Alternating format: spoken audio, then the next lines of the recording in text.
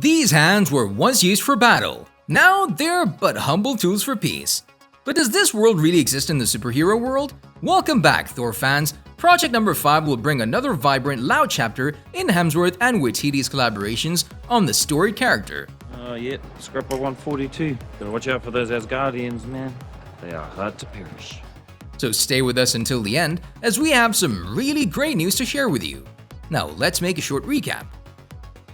Thor Love and Thunder might have been just wrapped up by Taika Waititi, but MCU is already calling for another installment. In Thor Love and Thunder, MCU has him face the horrific Gorr, one of his most fearsome opponents yet. But Waititi and Hemsworth reinvented one of the better heroes in the franchise to be Odinson, and there are no signs of stopping between either of them. It's fair to say that Phase 4 has been the most divisive chapter of the MCU so far. With every new entry, it was getting both a lot of fans and haters. Thor Love and Thunder had definitely felt that after receiving mixed reviews from critics, and while it has been plagued with more of that same controversy, but now it's proving to be divisive with audiences too. Taika Waititi returns to direct the sequel right after Ragnarok, and it's packed with much of the same comedy, heart, adventure, and action. But it seems like Waititi's comedy this time hasn't been landing for everyone. Yes, his latest project has officially received a B+ cinema score grade, which is the second worst in MCU history. This places Love and Thunder below The Dark World, A-, and Ragnarok, A, sitting on par with Thor. The only movie with a lower rating is Eternals. Anyway, this doesn't mean that MCU is going downhill. Some fans of the action-adventure comedy, while some are filled with thunderous disappointment. This was the fourth movie based on the God of Thunder in 11 years, and the second Waititi's creation, Love and Thunder, is sillier and thinner than any of its predecessors. It starts with a nearly unrecognizable and amazing Christian Bale, who doesn't have his DC Dark Knight duties anymore. Be lighter, faster, more agile. And now he is now signed up with Marvel as the God Butcher, a villain with a spoiler name of Gorr. Waititi decided to dive into Gorr's background, so he gave him a tragic cast. Gorr is committed to destroying other deities, believing himself betrayed by the god he once worshipped. Taking in mind Thor's stature and Marvel's role as a contemporary mythmaker, it's potentially rich storytelling terrain.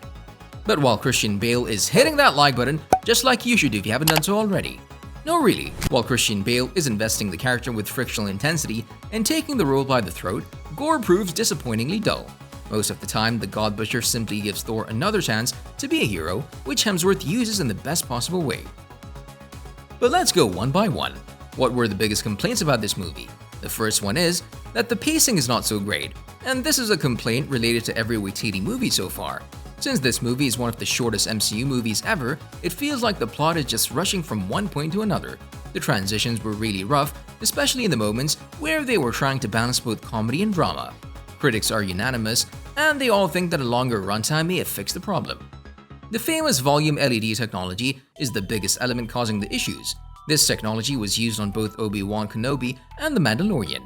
Due to flat lighting, shoddy set design, and iffy shot composition, many of the various backdrops have no depth to them. Another issue is that they used too many stale jokes. The humor in Love and Thunder didn't have the same effect it has in Ragnarok. Fans agreed that the movie was filled with an obnoxious amount of jokes, and let's stop here and not kill the joy completely. We'll give you a chance to rewatch it once again and decide. Now let's talk about the potential release date. Thor Love and Thunder was just released, but we might have some valuable information on what's gonna happen in the near future. Talking to Insider, Taika Waititi, the writer-director of the previous two Thors, said that Thor will be back. So does this mean that he'll direct the fifth in the Hero standalone series? Yes, but it all depends on Chris Hemsworth. Of course he'll be back. He's the best character. I mean, I may be a little biased, but he's the most fun to watch. Now I don't know what would be next. I would definitely do one, but only if Chris did it. But it would need to be something surprising and unexpected for me to want to do it. Like, what would be the new take? The battles and all the fighting is fine, but I would want something that feels unexpected when it comes to the story, said Waititi. If a fifth Thor movie happens, most likely won't arrive until 2025 or later. Chris said that he's smashing that subscribe button and hitting that notification bell. No really, in all seriousness now, Chris said that he's open to more, but only if there's a unique story waiting for him. I'd like to exit before people tell me to exit, he told Total Film. Now let's talk about the cast. Thor will return, and that'll be Chris Hemsworth for sure. The actor already revealed he's not gonna leave the MCU. At this moment, it's hard to tell who else might join him in the next adventure. But there are some predictions. It's expected that we'll see Brett Goldstein as Hercules, Taika Waititi as Korg, India Rose Hemsworth as Love, Russell Crowe as Zeus, Tessa Thompson as Valkyrie, and Kat Dennings as Dr. Darcy Lewis. And now, the question, what would Thor 5 be about? Now, with Thor adopting Gorr, the God Butcher's daughter, and with Jane Foster dying of cancer, the next movie would most likely feature the duo possibly taking on Hercules. At the end of Thor, Love and Thunder, Korg's voiceover belatedly confirms that the title refers to Love, Hemsworth's god of thunder, and his adoptive daughter Nis.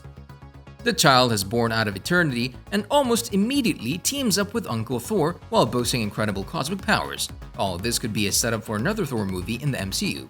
In the mid-credit scene in Thor Love and Thunder, we can see Russell Crowe's Zeus commanding his son Hercules to kill him.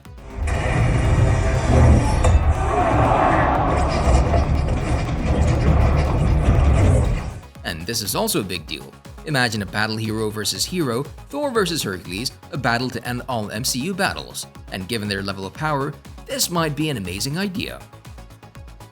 If Zeus' threat is sufficient evidence, Chris Hemsworth will return as Thor, but we cannot imagine his return without his new daughter Love. The story for Thor 5 is not revealed yet, we just know that he's now a stepdad.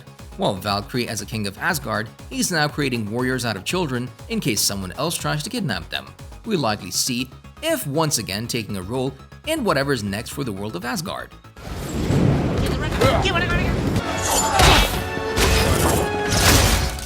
Since Thor stabbed a hole in his father's chest, Hercules is out for blood, searching for him.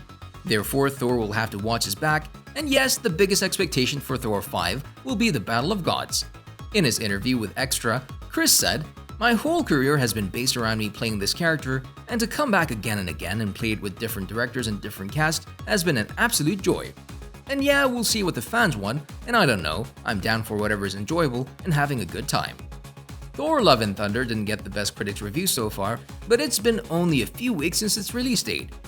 So let's give it some time, maybe the audience would react differently after the tension subsides. As Thor fans, we're certainly excited that Love and Thunder wasn't the last project, and we really hope that the next movie will be released in 2023.